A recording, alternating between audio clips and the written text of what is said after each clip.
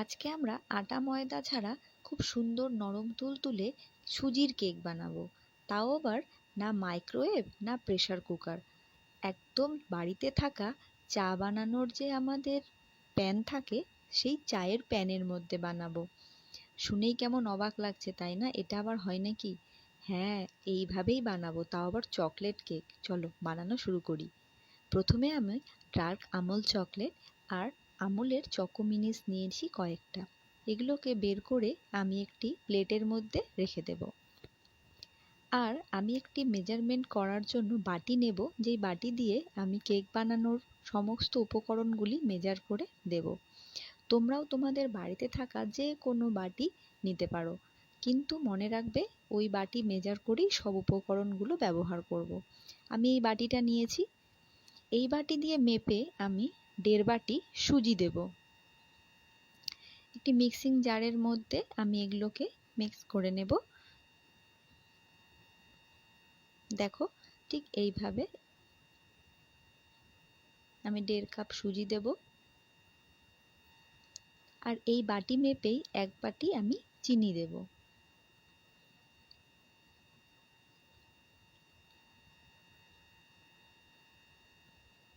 এবার এগুলোকে আমি পেস্ট মিক্স করে নেব। এর মধ্যে আমি ওই বাটি মেপেই 1 বাটি দুধ দিয়ে দেব। আর এই বাটি মেপেই 1/4 আমি রিফাইন্ড অয়েল দিব। এর মধ্যে কোনো ডিম দই কিচ্ছু লাগবে না। আর চকলেটটা গুলে নেওয়ার জন্য সামান্য একটু দুধের মধ্যে আমি গুলে নেব। ভালো করে মিশিয়ে নেবে যাতে কোনো দানা না থাকে। এবার এই চকলেটের গোলাটার মধ্যেই আমি ব্যাটারগুলো ঢেলে দেব। আবারও ভালো করে মিশিয়ে নেব। আর হ্যাঁ, এটা যেহেতু আমরা সুজি দিয়ে বানাচ্ছি, সেই কারণে ব্যাটারটা কিন্তু মিনিমাম 1/2 ঘন্টা রেস্টে রাখতে হবে।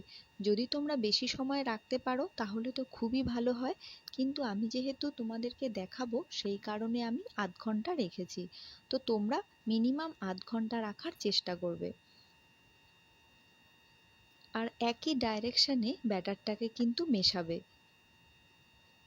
এটা কিন্তু অবশ্যই মাথায় রাখতে হবে। দেখো এখন কি পাতলা লাগছে? যখন এটা রেস্টে দেব এটা একদম পারফেক্ট কনসিস্টেন্সিতে চলে আসবে। এই দেখো, 1/2 ঘন্টা পরে দেখো একদম পারফেক্ট হয়েছে। এর মধ্যে আমি এখন 1.5 চামচ মতো বেকিং পাউডার আর 1/4 চামচ আমি এর মধ্যে বেকিং সোডা দেব। আর অবশ্যই এটাকে চেলে দেবে যাতে এর ভেতরে কোনো লাম্পস না থাকে।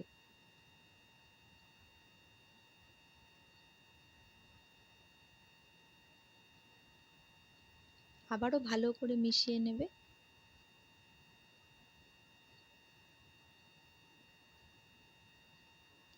এই যে এই বাটিটাতেই আমি রোজ চা বানাই, আজ এটাতেই আমি কেকটা বানাবো। তো প্রথমে এর মধ্যে একটু তেল লাগিয়ে নেব। আমি কোনো ব্রাশও ব্যবহার করছি না, হাত দিয়েই তেলটা লাগাবো। তোমাদের কাছে যদি বাটার পেপার থাকে বাটার পেপার ইউজ করবে, আর যদি না থাকে কোনো অসুবিধে নেই, বাড়িতে থাকা হোয়াইট পেপারের ওপরে আবারও একটু তেল লাগিয়ে এটার মধ্যে সেট করে দেবে। বাটির ভেতরে সুন্দর করে সেট করবে।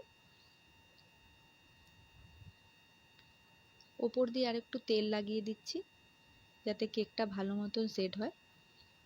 এবার সম্পূর্ণ ব্যাটারটা বাটির মধ্যে ঢেলে দিয়ে সেট করে নাও। ভালো করে সেট করে নেবে। আর এই কেকটা বানাতে কিন্তু মাত্র 1/2 ঘন্টা সময় লাগে। 1/2 ঘন্টাতেই কেকটা রেডি। আমি গ্যাসে একটি তাওয়া বসিয়েছি, রুটি বানানোর তাওয়া। সেটার মধ্যে বসিয়ে আমি একটি প্লেট দিয়ে ঢেকে দেব। 1/2 ঘন্টা পরে দেখাচ্ছি।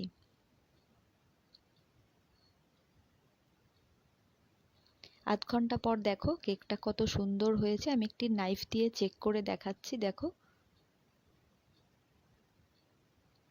কত ক্লিয়ার আসছে। কেকটা পুরোপুরি ভেতর থেকে সুন্দরভাবে হয়ে গিয়েছে। এবার এটাকে আমি 10 মিনিট ঠান্ডা হওয়ার জন্য রেখে দেব।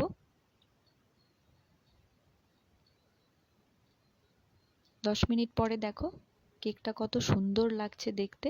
এবার আমি এটা বের করে দেখাচ্ছি। দেখো কত সুন্দর লাগছে দেখতে।